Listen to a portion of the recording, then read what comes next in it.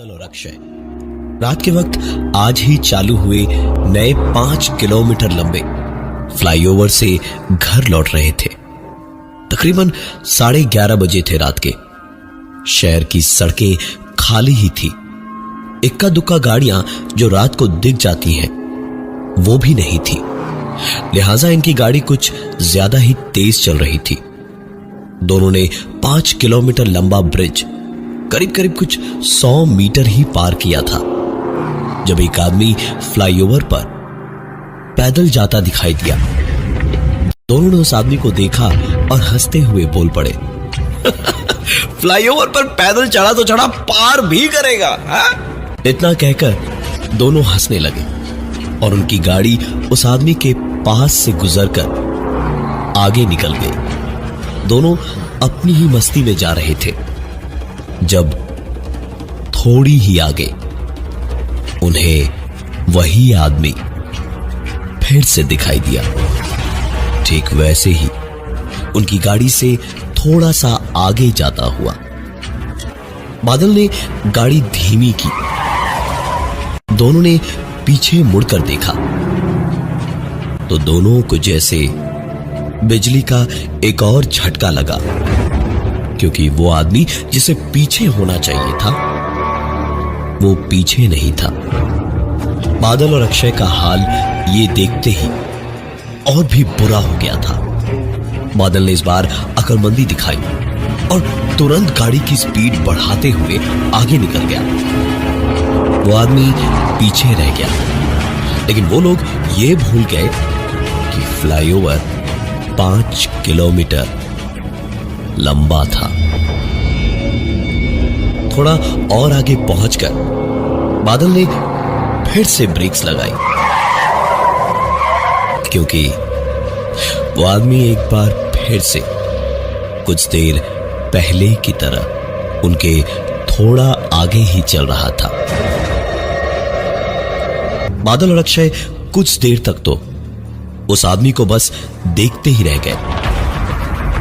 डर, खौफ, घबराहट सब एक साथ महसूस हो रहा था उन दोनों को। एक ही आदमी 10 ही मिनट में एक नहीं, 2 नहीं, 3 बार दिखाई दिया, वो भी 60 की स्पीड से चलती गाड़ी के आगे। उस आदमी ने बादल और अक्षय की गाड़ी की ओर एक कदम बढ़ाया और इधर बादल ने रिवर्स गियर लगाई।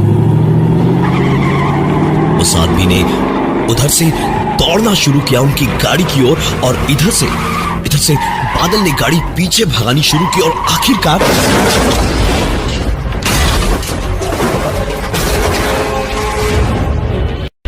डिवाइडर के खंभे पर जाकर बादल की गाड़ी टकरा गई। चोटें दोनों को काफी आई थी और बादल और अक्षय दोनों ने गाड़ी की खिड़की में से देखा। वो आदमी रुका नहीं, थमा नहीं और न ही उनके करीब आया। चुपचाप वैसे ही चलता हुआ चला गया। होश आया तो दोनों सरकारी अस्पताल में थे। वहां के स्टाफ ने पुलिस को स्टेटमेंट लेने को बुलाया तो बादल और अक्षय के बयान सुनकर पुलिस वाले उल्टे उन्हीं पर भड़क उठे कि जरूर उन्होंने शराब पीकर गाड़ी चलाई होगी या कुछ कहीं गड़बड़ करके भागे होंगे, जो लापरवाही में खंभे से लड़ गए। अगली सुबह अखबार उठाकर देखा तो बादल और अक्षय को एक झटका और लगा। उनके एक्सीडेंट की रिपोर्ट तो छपी, लेकिन उसमें यही लिखा था कि उन दोनों ने नशे में गाड़ी चलाते हुए यह एक्सीडेंट किया था। पूरी रिपोर्ट पढ़कर दोनों का खून ही खौल गया, लेकिन चाह कर भी कुछ बोल नहीं सकते थे। रिपोर्ट पढ़कर एक बात पर बादल की निगाह पड़ी तो उसकी भौहें तन गई। रिपोर्ट में लिखा था कि पिछले 4 दिनों में जब से फ्लाईओवर चालू हुआ है तब से तकरीबन 7 ऐसे और एक्सीडेंट्स हो चुके थे। जिस पेपर में रिपोर्ट आई थी उसमें बादल का दोस्त काम करता था उसकी मदद से बादल को सारे केसेस में जितने लोग थे उन सब के पते और फोन नंबर मिले। अक्षय के साथ मिलकर बादल अगले 3 दिन दर दर भटका, सारे लोगों से बातचीत की और आखिरकार पता चला कि ये सब के सब एक ही जैसे केस थे।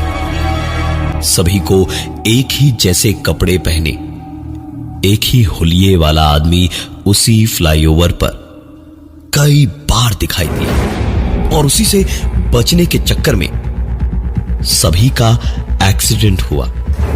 बादल ये सब कुछ सुनकर थोड़ा घबराया हुआ था। अक्षय इस मामले में थोड़ा कम डरता था।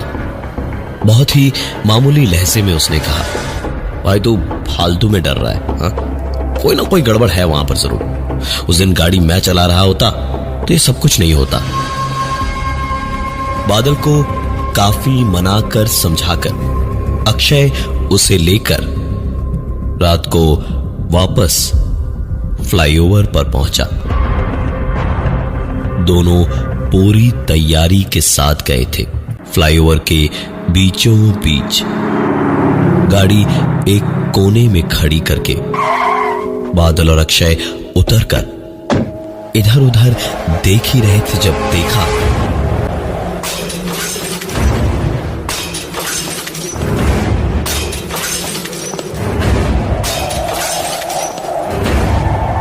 एक के बाद एक उनकी तरफ आते स्ट्रीट लैंप्स के बल्ब अचानक से ही फटने लगे। अक्षय और बादल को इस वक्त काटो तो खून की एक बूंद न निकलती बदन से। फूटती हुई लाइट्स रुकने का नाम नहीं ले रही थी और अब बादल और अक्षय को पार करके आगे की लाइट्स भी फूटती जा रही थी।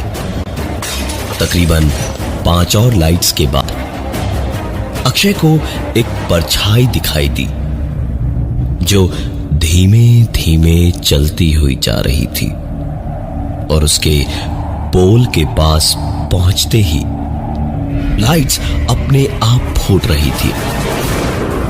दोनों ने अपने अपने कैमरा ठीक किए और उस परछाई की ओर भागे जो वैसे ही काफी दूर पर थी।